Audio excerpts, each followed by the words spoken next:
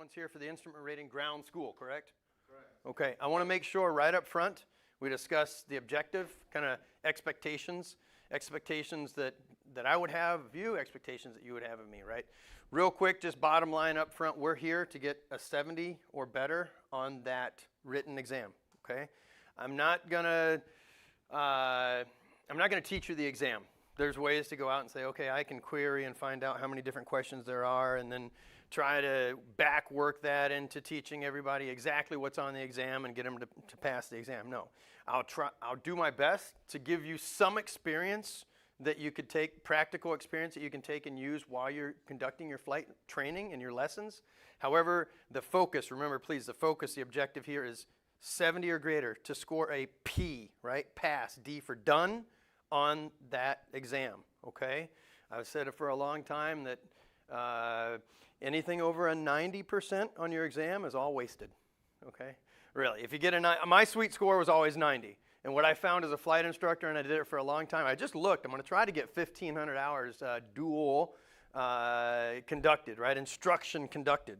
But I'm right about 1460, 1470, whatever that is, 100 hours teaching. And what I've found most of the time is that the people who came through and they always scored 100%, 100%, 100%. They couldn't fly the airplane worth crap anyways, okay? So, yeah, 90 was always my sweet spot, and I can fly pretty good. I can fly kind of decent. If you did get 100, hey, don't worry about it. You're probably a great pilot, all right? I just, my experience was just somewhat on the other side. All right, so here, let's go. Here's the agenda. I'm not sure why it looks like it came back on the other side there too, but day one today, ground lesson 1 through 8. Where do I find that? The Guided Flight Discovery, this book right here.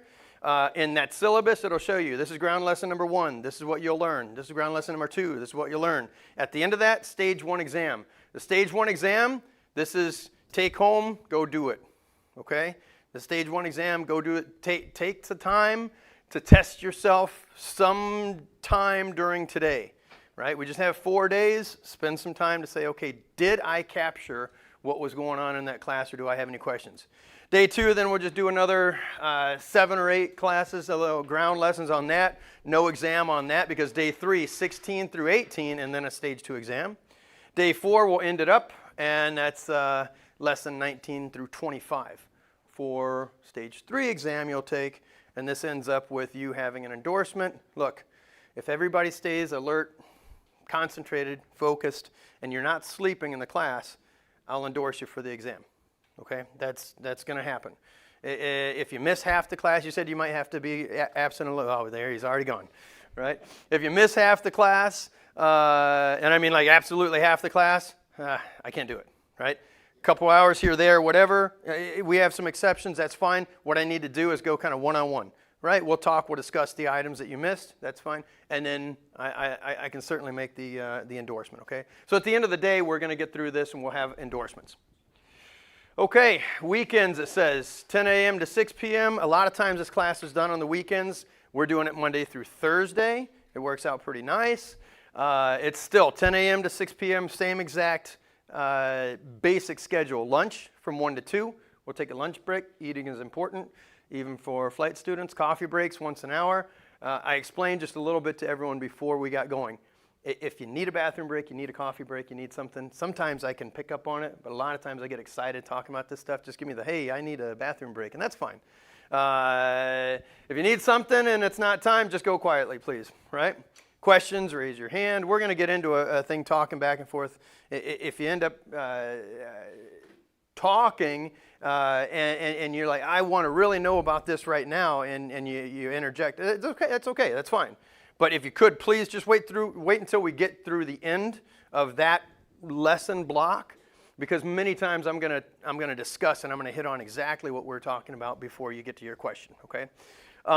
At the end, for sure, definitely, let me know. It says do not interrupt.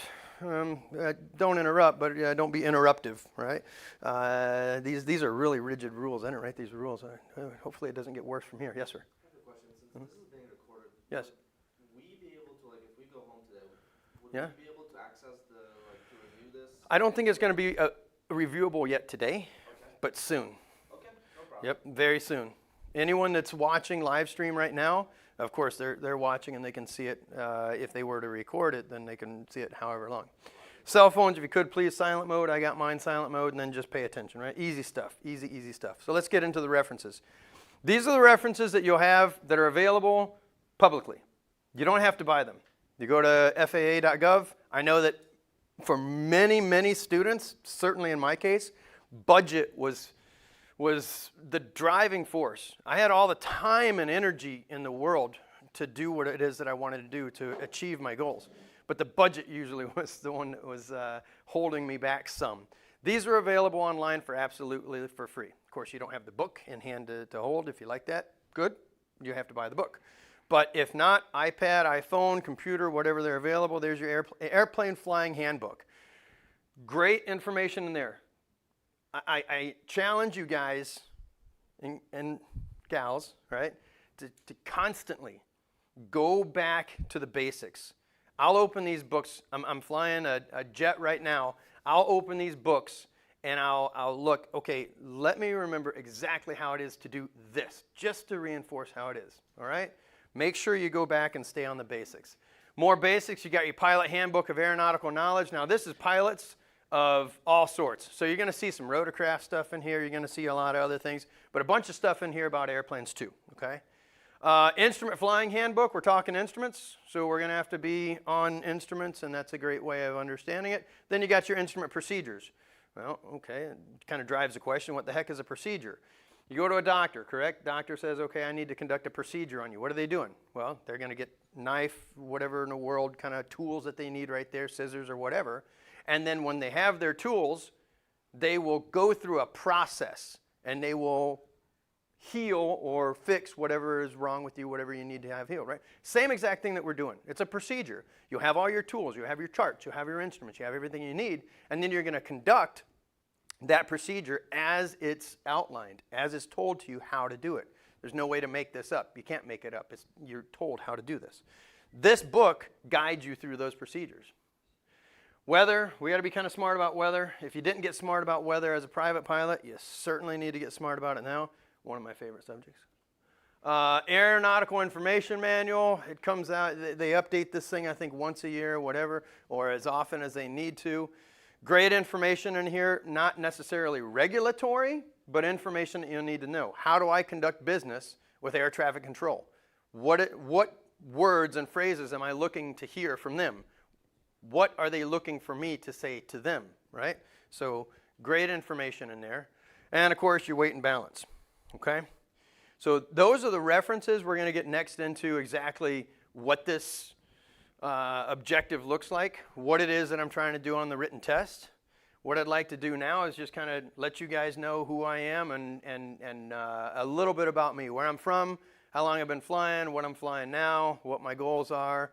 I think we said favorite flavor ice cream is on the table, and then we'll go right around the room and allow everybody to say the same thing. So. Hello, my name is Scott Leach, right? Scott, I've been flying, I've been flying for a long time actually, and this one hit me yesterday when I was thinking, okay, well, how long have I been flying? Let's see, 1987, I think, is when, 87.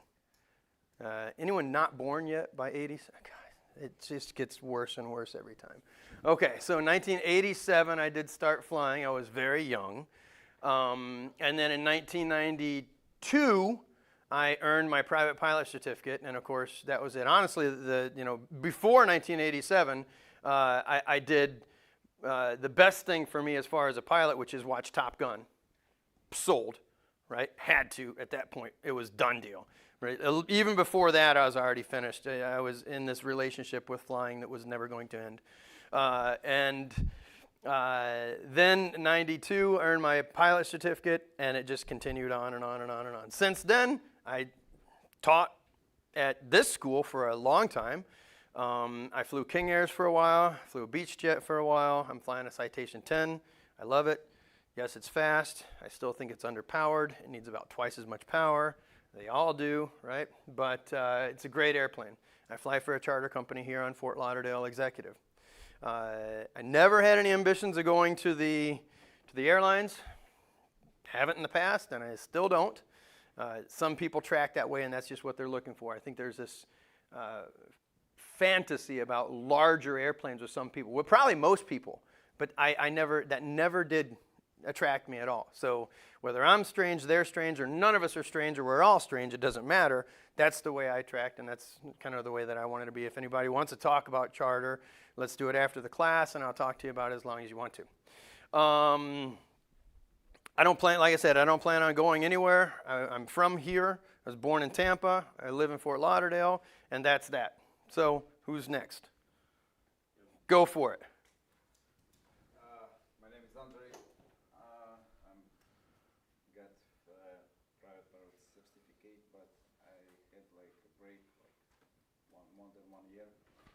Trying to refresh all my knowledge and get back to school and build towers and everything. Continue this stuff. Okay, good. Where are you from? I'm originally from Russia. I used to live here like 6 years. Okay, so you've been here 6 years. Okay, good. Well, welcome. Dmitry from Moscow, Russia. So I have my PPL license right now. So I'm starting to just level 141 IFR course. Mm-hmm. So yeah, I am. And I'm here about 1 year and a half. Year and a half. Okay, welcome. Christopher Rankin from Jamaica. I presently reside here in the States. I'm a commercial multi-instrument rated pilot.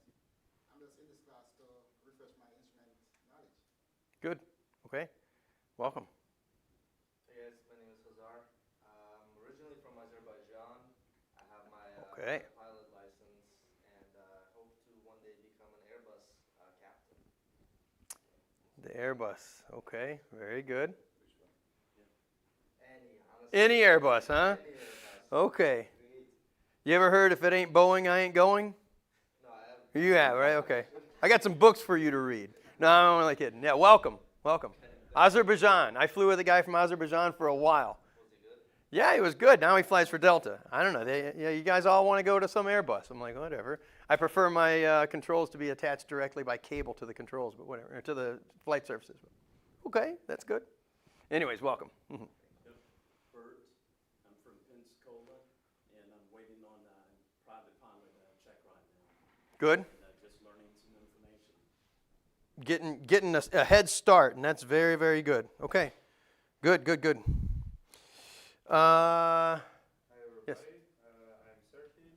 I was born in Ukraine. Have been living in Russia for 8 years, and I've been there. I got a license, CPL, and worked there for 2 years. And now I'm here, and tomorrow probably I will grab my PPL. That's all. Tomorrow. Yeah. Yeah, I passed like everything but flight part. Okay. Good. All right. You're next. I'm a field service instructor, so yeah, his flight been discontinued on Friday. So yeah, I'm excited for him. So my name is Max. I'm working in CFI here at SkyEagle. Good. Okay. Yeah. Where are you from? Was born in USSR, so then we have Russia. So yeah, the same part of the Russia, Yeah. right? All right. Everybody's from Russia, Ukraine. Wait, me and you got Jamaica. Okay. Yep. Welcome. Welcome. Mm-hmm. And what do you want to fly? We're throwing darts at the wall. Airbus, Boeing, charter. What are you trying to fly eventually? Oh, this one's only Airbus. Well, He's dooming himself. I mean, Yeah. I definitely would love to fly on the 747. Oh, here we go. A 7. I know. Yeah. Okay. I already know. You're gonna be in. What is it? What is the? There's a company. Everybody with the 747. The Atlas. They're all going to Atlas, and I'm like, okay. Well, good luck. Yeah. Good luck with it. Hey, listen. Anytime you're flying something, I don't care what it is. Quite frankly, if I'm in this thing every morning, and Andre could tell you if you talk to him, I'm perfectly fine. Okay. I really am. Just show me the money. Right. So okay. Welcome. Michelle.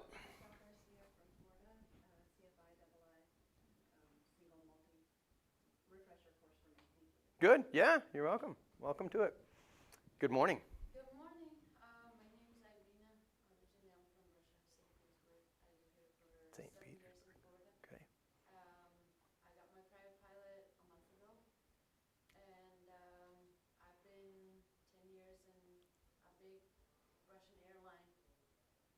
Yeah?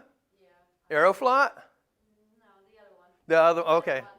The other Russian-owned airline, right? Yeah, I was a flight attendant, Okay. and at some point, I've met a lady captain, and my life has changed since then. That's awesome. Yeah, Yeah. because in our country, it's still very different. Yes, it is. So, There are some barriers to overcome worldwide, but you're in the right spot to do what it is that you're trying to do now.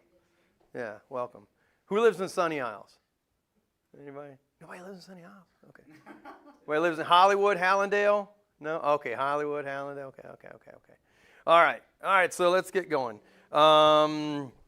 You missed some references, but that's about it. We're going straight into now, what's the objective? We talked about the objective. It's to pass that written exam, okay? Here's what you need, right? Acceptable forms of identification. Please, if you haven't taken a FAA test yet, most of you probably have, but make sure, for the most part, you're going to use a passport and then something that has your address on it, right? So you'd have an ID card, you would have whatever it is that you have. Make sure that those names match. For my Eastern European friends, this usually isn't much of a problem. I didn't have any Rodriguez's or Jose's in here, so that's pretty good because they'll have 4 or 5 or 6 or 7 different names, and then on their driver's license it has 5 or 6 different names, and then on their passport it has 3 or 4, and then they're in different orders, and that's a recipe for disaster. So if you know that's you, and you already have an issue with your ID doesn't match exactly word for word, with even including a hyphen if there is such a thing, right? Word for word, character by character. Your other ID, fix it. Do yourself a favor, fix it now. Same thing with your medical. The medicals seem to be the worst because on the medical you can go in there and type whatever you want to. I don't know why. Some people are like, today I'm this person, and the next day my name is going to be that, but just these 2 names reversed. So don't. I'm sure no one here will do it, but that's what this slide basically is all about here. Here's what you need. We're doing, let's see, IRA, Instrument Rating Airplane. Everyone, right? No conversions. We have a couple refreshers. They probably won't take it, but the Instrument Rating Airplane, number of questions 60. You have to be at least 15 years old. I was 15, by the way, when I took my private pilot exam. Fun story. Does anybody not know what a Scantron is? I'm waiting for hands to go up. You guys know what Scantrons are? Yeah. No, you don't know. Okay, you're being honest. Okay. You know what a Scantron is? Of course. Okay. So a Scantron, you guys are familiar with the little bubbles that you have to fill in completely, the circle. You fill in the circle completely with the answer. Okay. That's what I took my private pilot exam on, was a Scantron, and then I sent it to Oklahoma City. So you guys get your results right away. You know, I took the exam at 15, and then I sent it, and I was just waiting. I was like, man, I hope I at least got 70. There were a lot of hard questions on there. I think it came back, I got an 88. I'm pretty sure it was an 88. So 2 below my average, but that's where I was. So yeah, you just want to make sure. You get 2.5 hours, the passing score is 70. I think that come out to 42. You guys can math check me. I believe and I thoroughly support the idea that, especially if you're a pilot, don't do math in public without a calculator. It's just embarrassing for everyone involved. But 42 is the correct number of responses that you need in order to pass that test, okay? Here's the testing supplement. Now we're going to really start getting into some material that you guys should be interested in. Of course, this is one of the figures that you'll have. The reason I put this on here is not because, wow, that's a really pretty figure, because it's really not. But it's to show you that on your exam, you will be referencing figures from the exam. The exam will say, okay, question number 13. This is an example. I'll use a lot of example, just what ifs, right?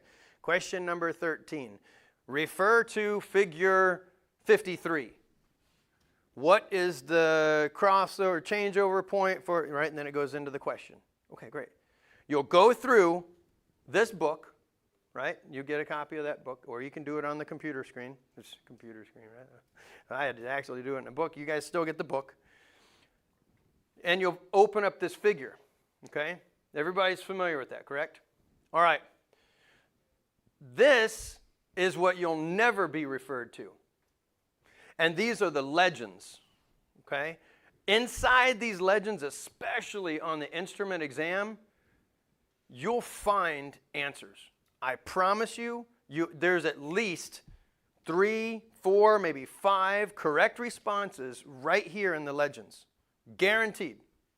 I promise you that much. As we go through the next couple of days, I'll help you figure out which ones that you want to refer to, which ones will probably have more answers.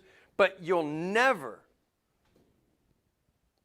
I don't say always often, I don't say never often, but you will never be referred to a legend on that test. You guys hearing what I'm saying? The answers are here. A lot of answers are here. The FAA will not show you or tell you, refer to legend 17. It will never, never happen, okay? That's 2 nevers. I mean, it just won't happen. You'll be referred to figures. Everybody tracking? Okay, good. Let's get into it. Here's chapter 1, building professional experience, right? Section A is instrument rating requirements. You have 8 sample questions. Everything starts off with a little bit of history, right? The sample questions are in the guided flight discovery. Do those on a break. Do those tonight, later when you're at home. Just check and test yourself for knowledge. Of course, these guys, they started it, Sir Isaac Newton.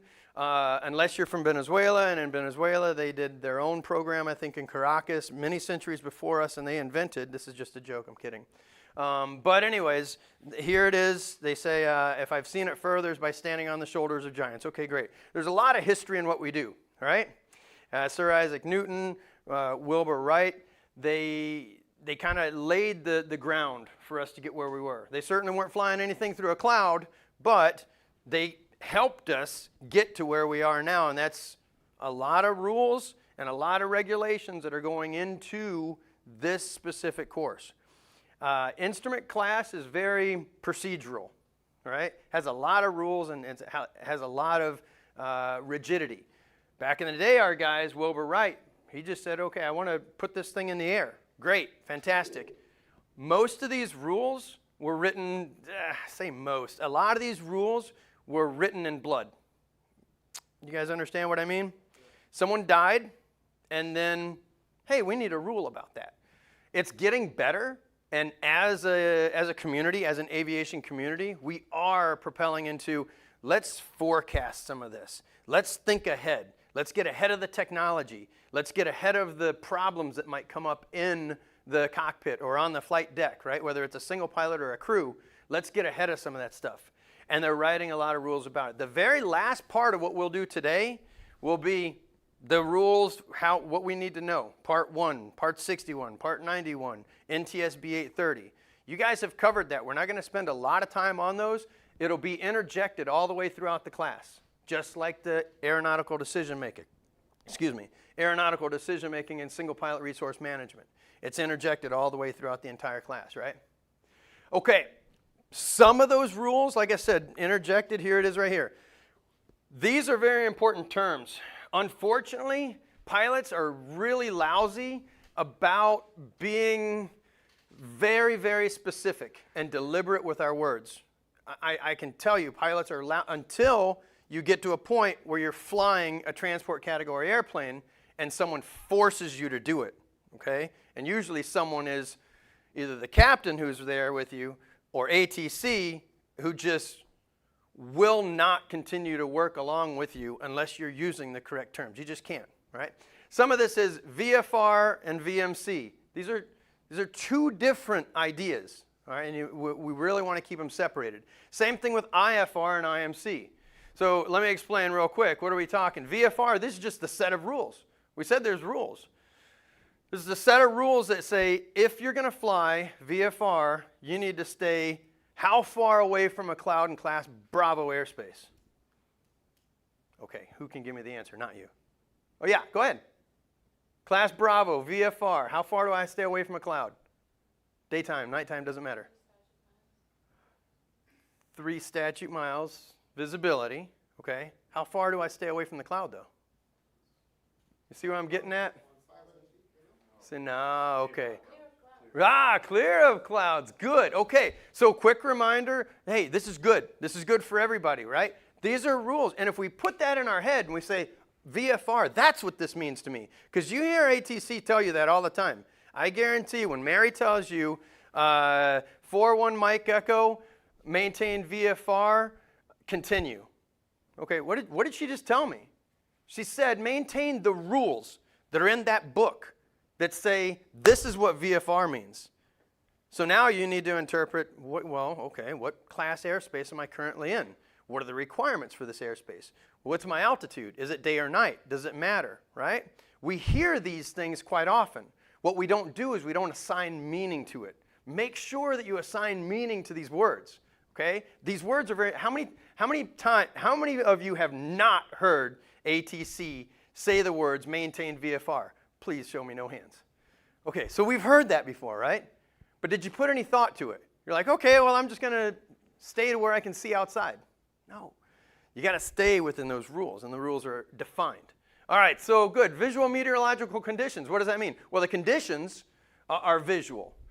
For the most part, VFR is going to mean 3 statute miles and a 1,000-foot ceiling. For the most part. This is basic VFR, okay? If it's basic VFR and you're still flying, you may be the only one who's still flying, okay? People are typically not flying when it's just basic VFR. But visual meteorological conditions is just that. It's conditions in terms of visibility, distance of cloud, and equal or ceiling equal to greater than the specified minimums. It doesn't mean that I'm flying under visual flight rules. I can still fly IFR. If I filed IFR and I have a clearance, now I have to follow the rules for IFR right here. Okay? Is anyone lost by that yet? It gets very, very, very detail-oriented, okay? And that's where I want your mindset to be for a little bit. Because we get excited about this thing, we start thinking, starting the engine, and it's hot inside the cockpit, and I got to talk to this person in the tower. They don't like me. And now I have to try to find my way out of this airspace and go do something else, and the instructor's yelling at me. Yeah, fine. But this stuff is detail-oriented, and this is the place where we start getting that discipline and saying, let me make sure that I am detail-oriented. You guys are here to take a test. This is to take a test. So, okay, IFR. It describes the rules that govern flight operations and weather conditions below VFR minimums, okay? So, in operations that allow less than minimums. Doesn't mean that I'm IFR and it's going to for sure be a cloud. I might not fly inside of a cloud. It allows for me to fly inside that cloud. Okay? Weather conditions that are below VFR requirements, that will necessitate IFR. Okay? So this part just tells me if I don't have VFR minimums, well, now I have to be IFR. It doesn't mean that I have to be inside instrument conditions in order to be IFR. Okay? And then it says the type of flight plan. Am I on a flight plan? I should be on a flight plan. I should be on a visual flight plan. We were discussing earlier, there was a tragic story, but a tragic story of an individual who was consumed, or at least partially consumed, by an alligator, by a large reptile, flying an airplane and unfortunately landing inside the Everglades. If they had a VFR flight plan, search and rescue would have come looking for them, right? Does that mean that that was the only thing that made them have this terrible fate? Possibly not. Not implying that at all. I don't like to talk about pilots who did this or that or anything else. That's not me. But what I'm saying is if I am on a flight plan and that flight plan doesn't close, they're going to look for me, 100%. IFR, I have to be on the flight plan. There's no way. I can't fly IFR without a flight plan. I could do it in uncontrolled airspace. We'll talk about that. Not very smart. There is an allowance for that if I'm in class Golf airspace. But if I'm in controlled airspace, I have to have that IFR flight plan in order to fly into a cloud, or less than VFR minimums, right? So what is this then? Instrument meteorological conditions. Weather conditions in terms of visibility, distance from the cloud, ceilings, less than a minimum specified for VMC. Okay? So great terms here. Make sure you're familiar with them. Here, Does anyone know who this is? If you didn't read the book, you're not going to know who it is. This is our guy Jeppesen, right? We all love Jeppesen. Has anyone started buying Jeppesen books yet? Okay, some people have bought Jeppesen books. Any charts? Anyone buying Jeppesen charts? You're buying Jep charts right now? Well, I have the subscription for the last school I was at. It was a requirement, so I still have the subscription. Okay, and you're paying for it out of pocket. Yeah, wow. Is it, I'm curious, and if you don't want to share, that's fine. How much is this thing? I had a discount. So Okay. I believe Discounted I paid was? like 200. It's okay. So this guy, it was interesting because his first set of charts that he made, he was an airmail pilot. A lot of male pilots, not male like male, female, but male, right? U.S. male pilots were unfortunately doomed because they got to where they're trying to be. They couldn't see very well and they crashed. Okay. This guy made a book, just a little book, a notebook of when you come here to this town, this is what you look for. This is how low you can go if you take this bearing and so forth. So his very first charts were really just, they were in a notebook. And then he sold that notebook, I think they said for, what was it? It was $10 a book or something like that. I don't know. A long time ago, $10 is still probably a good bit of money. But they do. They make a good product for the most part. You go through the class like this. You're going to work on the government charts because they're free. Unless you get the printed one, you pay very little for that. And then once you get to a professional, a job, a career, somebody that's paying you to fly that thing, you'll probably go to Jep Books. So when you see in the chart or in the slide, you'll see this is what it looks like for the FAA. This is what it looks like for Jep. We're going to focus primarily only on the FAA side, okay? You guys can learn the Jep ones later. All right, a couple of things that we're going to know. Of course, you see we've got a chart in the background. It looks like some sort of controller hating life because he's not flying. He's sitting inside of a room. A pilot wondering what in the world's down there and some sort of screen. All right, we're going to use weather information to plan IFR cross-country flights, increase knowledge, navigation equipment, comply with ATC clearances. This is all that we're going to get during your instrument flight. You guys should be doing all of this stuff, right? This one, huge. Comply with ATC clearances, and I'm going to emphasize that quite a bit later on today. Gain proficiency in flight by reference to instrument and using navigation systems. Show of hands, please. Who's confused about VORs? Okay, good. You are the most honest person here. No one else here is telling the truth, okay? Great.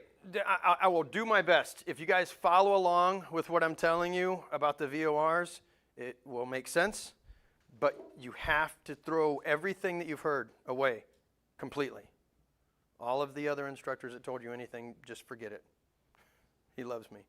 Okay, I'm telling you the truth because just please listen to me. If you go through and we take this thing apart step by step and we follow along, you will be okay with VORs, and then you build upon that, you will be great. And by the way, VORs, NDB, GPS, MLS, what you name it, whatever in the world it is that you're flying on, it is all using the exact same thing. It's a line, let's call that a course, and you'll find your way on that course and track it, okay? Something called wind will affect your flight path, and you'll adjust for that. Easy, right? That's all it is. So VOR, whatever you want to call this thing, we're going to navigate and we're going to figure out how to do it. All right, perform instrument departure, en route, arrival, and approach procedures. I know that the emphasis is on approaches. We're going to keep the emphasis on approaches because you don't get enough practical experience in a piston airplane on arrivals or departures. You just won't.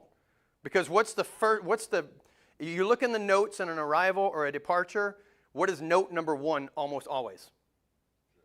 It's for a jet. Okay, you're like, oh, great. You want me to learn arrivals, you want me to learn departures, but they won't let me fly it. Okay, great. We're going to learn enough about it so that when you do get to the jet, you're not completely lost in space. Okay, you don't want to be that person. But we're going to go through that rapidly and get to the approaches because that's where you're making that's your bread and butter here. That's your money maker if you're going to do it here in this course, right? Practice emergency procedures and develop your single pilot resource management skills. Single pilot resource management skills were uploaded to the very front, the forefront of everything that we're doing in every program across the board by the FAA a few years ago. It started back in the 1990s. They continued to develop it. And now it is the premier focus. And by premier, I mean the first thing that you get to, the focus of what you will be as a pilot. Because if you're not making good decisions, if you don't know how to manage your resources, then you have no business starting the engine. You have no business taxiing and going out and trying to achieve controlled flight with this machine, right? You have to learn how to make your decisions. You have to know how to manage your resources. Those are important. Okay, everybody use this yet? I know you have. You had to have at least 3 hours of it, right? Of course, that one's made by Jeppesen. No surprise. Okay, you don't have to use the one made by Jeppesen. I had a fantastic one that, I mean, it really covered, I don't know where the gentleman found this thing. I don't know where this thing came from. It looked like a torture device. But he used it the entire time, and he really could see nothing other than just the instruments. It's probably still over there at the hangar if you guys look for it. Yeah, but you have to have something. Don't cheat. You're only cheating yourself. But this is what you should see, something similar to that. You guys aren't flying any electronic flight displays yet. We'll get a little bit on that. We'll touch on that today. But most of the time, this is what you're in. You're in some sort of analog device, looking at the instruments. And where should my attention be, even if I could see outside? If I can see outside and I'm flying an approach, I hear from ATC, I hear, you are cleared for RNAV runway 13 right. Okay, great. Of course, there's a little bit into that, okay. But now I'm cleared for this approach. Where's my attention, especially if I have another pilot on board? Where's my attention? That's the only place. Don't try to find the runway. Don't look for it. Don't look for your house on the corner, Walmart, Walgreens, the racetrack, anything else, right? The instruments, okay? You have one shot at that, and just because it's VFR, VMC, whatever in the world, if you're cleared for this approach, that means you're cleared to follow the approach.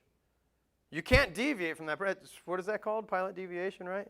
Hey, I'd like you to take down this number and give us a call, please. And then they got the letter of intent, and here we go down the road of talking and dealing with the FAA, right? Don't do that. You're clear for an approach. You stay focused on your instruments. Someone else, if it's a crew, someone else calls when you have the runway environment side, right? Maybe not landing conditions met yet, but I have the runway environment side. I have the lead-in lights, let's say, okay? Someone else is making that call, lead-in lights, 12 o'clock. Now I shift my attention, identified, continue landing, right? There you go. If you're by yourself, you know you have a decision, altitude or MDA of some sort. Great. So I get close to that thing, I get to it, and now I have, without another crew member, I have an instant. Fine. I don't need more than an instant. I've been prepared. I'm trained.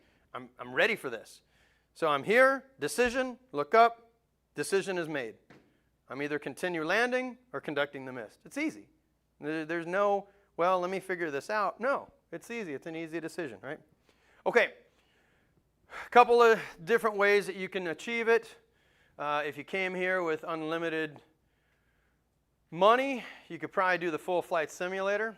Most of us don't do that until we're hired by someone, and then you get in one of these. It's perfect. You come out of the flight simulator, you can go into the jet that afternoon and fly it. It's just exactly the same. There's no doubt about it, right? Flight training device, it's far-fetched. It's not, you guys, I think we still have, was it a Redbird or something like that over there? So, oh, right, it had a little bit of motion to, make you sick or something. Okay, whatever. It's a full-size replica. It's a very, very good procedural trainer.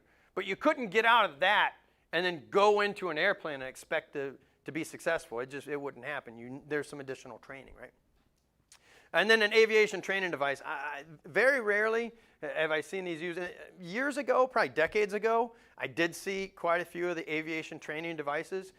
It's more of just a PC, a powerful PC with a nice screen that will, again, allow me to go through the procedures. I couldn't do any type of steep turns or any type of real maneuvers with this thing, but I could learn the procedures, and I know now this GPS is going to sequence exactly along with me as I go, right? Okay, here. So I earn my instrument rating. Now that I earn my instrument rating, and you guys know that I have recency requirements as a pilot, once I earn that instrument rating, it has a lifespan. Let's start by just a short review.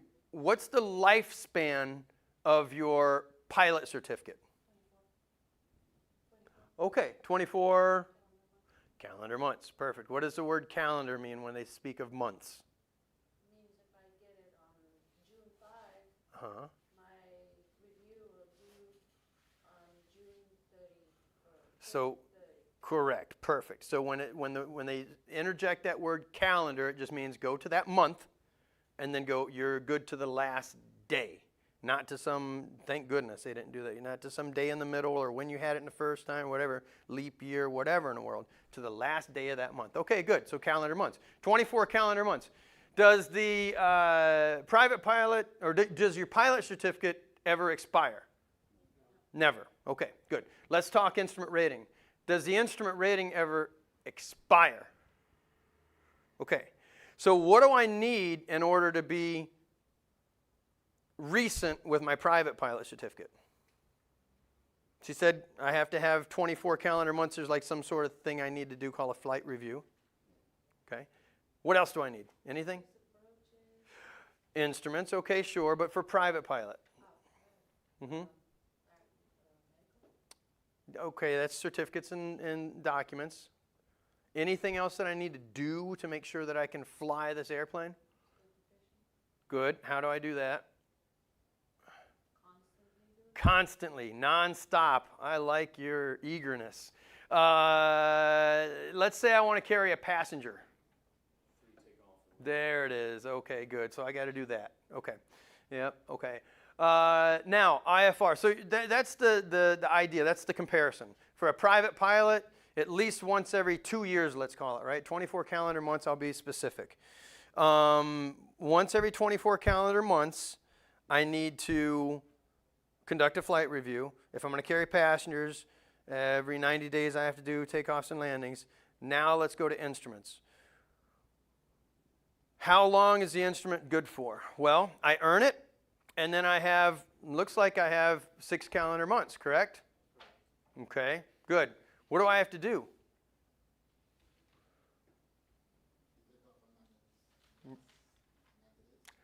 That's for pilot. That's for private pilot in order to carry passengers.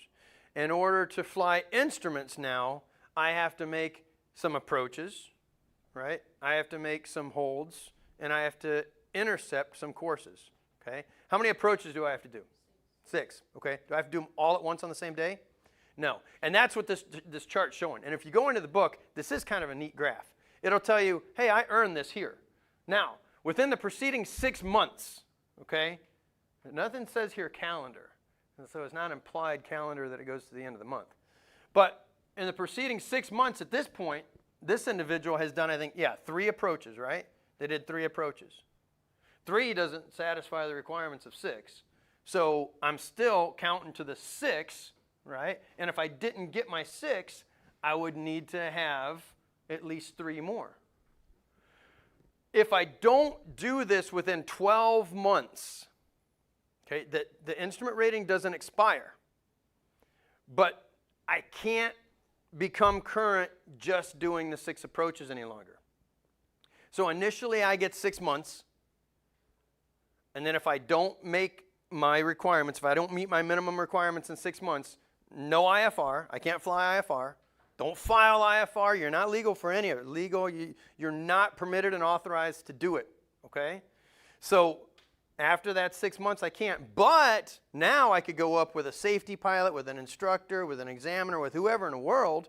The safety pilot has to be rated on the airplane. They have to have a medical. I can do 6 approaches and my holds and my intercepts, right? And I can become current again. If I wait exactly 12 months and I haven't met the requirements, now I have to get what's called an instrument proficiency check. There's a set of rules. There's a guidebook. It's in that fantastic book right there. This is the largest regulation book. I think they just wanted you guys to be strong. You had to really build muscles bringing that one. So it's in there. It shows me. It says, hey, if you want to conduct an instrument proficiency check, this is what you have to do, right? And then we do that, boom. Now you're back to here. You have met the requirements and you get a fresh 6 months, okay? Yes? All the approaches can be the same exact approach, right? It's not smart. It's not. So there's nothing. So read it for exactly face value. Okay. It doesn't say that they have to be different approaches. But yeah, it's a good idea to have them different approaches. Maybe I'm at an airport where they only have one approach, and maybe that's the approach that I do. There's nothing wrong with that. If you have the option, do a couple of different ones. Okay. I think that's for like if you live in Hawaii and they don't have that many, or do you live somewhere remote? No, well, there's certain certification rules that if you live in Hawaii and you don't have to fly at nighttime or whatever for Alaska, I'm not familiar with any of that. So that would be a very specific life in Hawaii thing or life in Alaska thing, and we're not in either one of those two places. So I just don't know, but it's in the book if you want to go over there and find out. You can also do it with a sim. Yes, or in any of these other things right here. A flight simulator, flight training device, aviation training device. So yeah, you can go on the record and then do 6 approaches in a day, and then you'll be again legal. Some people would do that. They would just do it every 6 months and you can do an instrument proficiency check whenever you would like to. There's no limit. Yes, sir. So, in simple language, like in the preceding 6 months, we should make a 6 approach. Correct. Holds and an intercept. So I have to conduct at least a hold, and I have to intercept a course, right? In addition to those 6, yeah. And quite frankly, if you're flying vectors to an approach course, didn't I just intercept a course? I just intercepted a course. So you can satisfy these in a lot of different ways. I have a question. Yes. Do we actually need to put in a logbook so that we did a hold? So because I know Yeah. I know everyone is putting approaches, but Correct. what about the holds and intercepts? You have to log it. So Any of this stuff has to be logged. If it's not logged, it didn't happen. okay. So like you literally in your word, like remarks gonna put hold, Mhm. like hold there, Mhm. then approach, I don't know, ILS 9. Yeah. Okay. That's it. Yep. If it's an instrument proficiency check, then it can serve as a single endorsement. That's an endorsement, and it can serve on that one line remarks, instrument proficiency check completed satisfactorily, right? Okay. So done. In other words, you could do that, and you don't have to list on there, I did this approach and that approach and this approach, and I did unusual attitudes, and you don't have to do any of that. Instrument proficiency check complete. Okay. All right. Under 40, over 40. Guys, it's been so long since I went over 40. I don't even think about the under 40 any longer. And everybody's like, hey, wait a minute, you never covered the under 40. Oh, sorry, my bad. All right, first class medical, great, you're good for 12 months. I have to get mine every 6 months. Not a big deal. That's about the only change right there. Other than for the third class, the younger guys go out to 60, and us old fellers, I guess, or old ladies, I don't know, whatever. God, that doesn't even sound very nice. Those who are over 40, we have to get another medical no matter what, even for third class privileges after 24 calendar months, right? I've met some folks who were less than 40 who probably weren't in very good health, and I'm maybe some diabetes and a whole lot of obesity, but I'm like, golly, I still got to get my stuff done every 24 months. You're good for 5 years? Anyhow, that's how that works, and it doesn't matter. When do I need first class medical? This becomes important when I'm flying a transport category airplane, right? Anything that requires an airline transport pilot certificate. If I don't need an airline transport pilot certificate to fly the piece of equipment that I'm flying, then I don't need, pay attention to the words, a first class medical. Now, I think it's a smart idea to get a first class medical, because if you're not, what are you doing? Why are you not getting it? What is in there that makes you think that you're not going to get a first class medical? Chances are likely you'll get it, right? Get it and just keep getting that thing. There's no reason really not to. That way, when you do find out the day that today's the day that you can no longer fly as a captain, it comes kind of naturally, and you've known forever that you're able to fly. A doctor told me once, he said, yeah, flying is great, flight careers are great, but they can be over in a heartbeat. And I'm like, yeah, you're right about that. It can be over with in a heartbeat. So yeah, get your first class medical. Does it ever change and become a second class medical? Anybody? Does it ever change and become a second class medical? Like before the time is up? No, does it ever change? You're under 40, I imagine, right?